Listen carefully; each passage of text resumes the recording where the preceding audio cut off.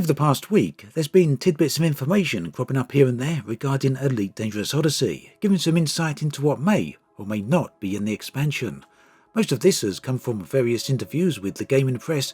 Whilst Frontier have been typically tight-lipped with the details, there's nonetheless a few things that are worth taking a look at. The standout parts for me have been hints of potential survival mechanics, no ship interiors, the possibility of a set of updates rather than one large one, as well as information on how Odyssey will be working with the next generation of consoles. So let's jump in and take a look.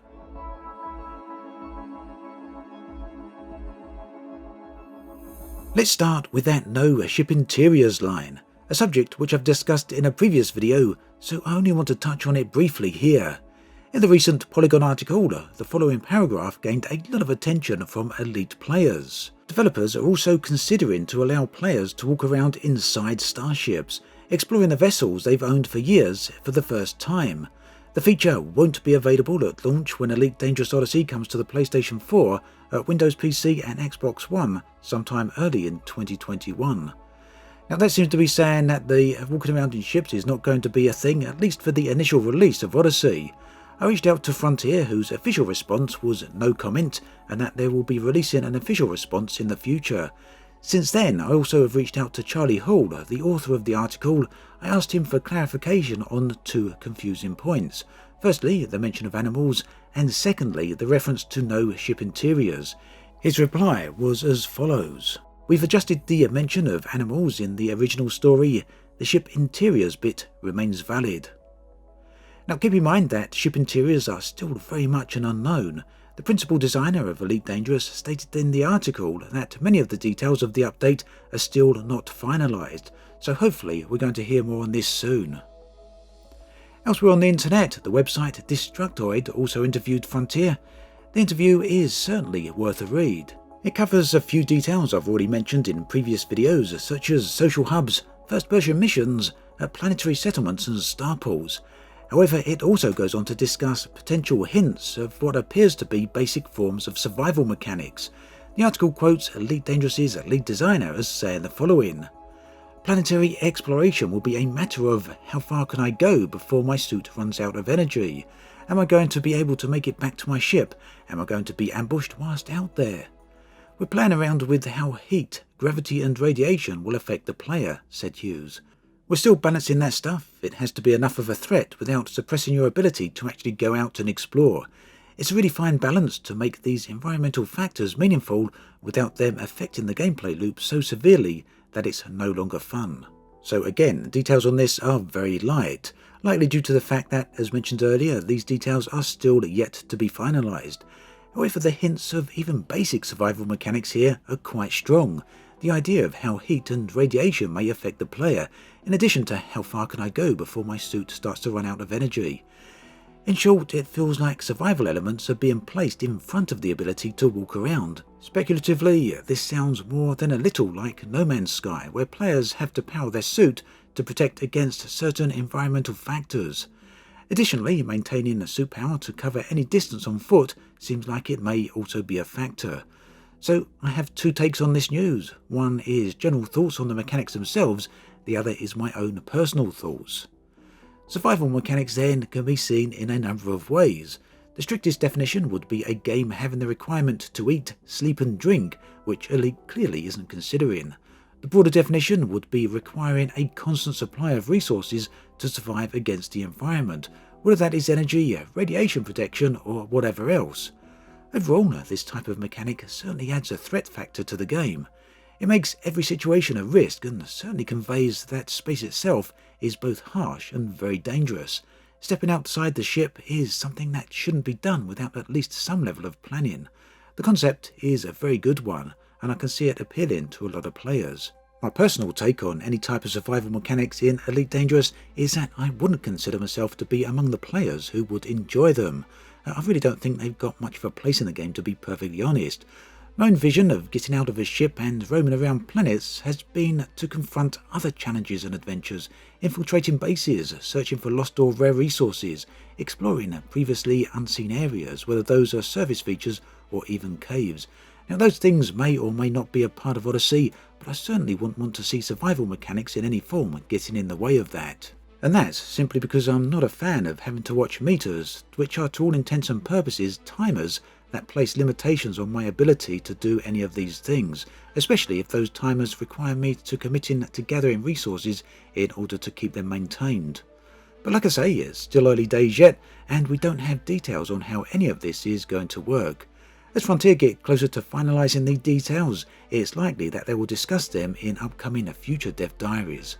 That said, I feel it's completely reasonable at this point and quite natural to discuss and speculate about anything the developers have mentioned in interviews, regardless of how vague those things are. So whilst we're on the subject, do please let me know on your thoughts on any type of survival mechanics in the comments section.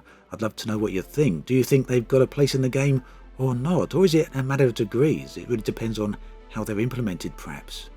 Another point I took away from the Destructiod article, and this may be a bad interpretation on my part, was the following. Art director Jonathan Button called Odyssey one of the largest updates, where we've taken the technology that we had originally, reworked it based on the simulation, and created an even more immersive experience than before. Now there's a number of ways this can be read.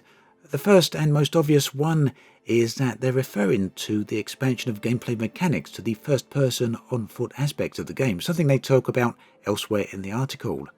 Another way of reading this, and one which it kind of reminds me of, whether this is directly related or not, is David Braben's mention of a code refresh. Now late last year in an investor meeting, David Braben was apparently asked the question about Elite's current codebase. His reply was said to have been that the codebase will be renewed via a paid expansion.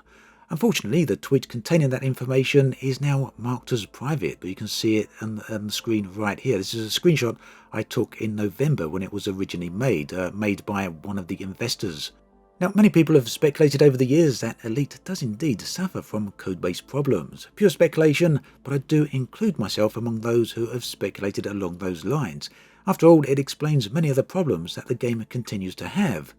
So the idea of a technology rework is an interesting one to say the least. If it means a codebase refresh, then this would be a very good thing for the game overall. On another note, and returning to the idea that ship interiors might not be in Odyssey at launch, this opens up another avenue of speculation, and that's the idea that Odyssey could potentially be a series of updates rather than one big single update. Previously, Frontier have talked about their desire to move away from seasons like Horizons, instead preferring to release a single large update. Based upon those discussions, many people have felt that Odyssey would therefore be a single large update containing all of the new content in a single hit. However, the words "not at launch," which we've seen mentioned, certainly throw that into doubt somewhat, as it implies that Odyssey will have numerous post-launch updates, and if those updates will include content as large as ship interiors, then we could certainly be talking about large-scale post-launch updates here. It's something that's worth considering, I feel, as there's now at least a remote chance, based on these interviews, that this could end up a possibility. On a completely separate subject, I previously mentioned that Odyssey is not currently in the plans to have a PlayStation 5 or Xbox Series X release. However, website Xbox Dynasty have stated that the update would indeed be playable on the new consoles.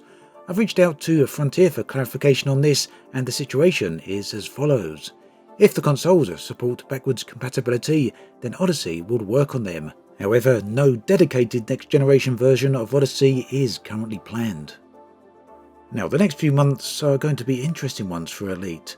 Frontier have mentioned that they are planning on revealing new information about Odyssey on a regular basis between now and its release. The first dev diary that we saw last week was a decent insight into the new planetary tech and where they're heading with that.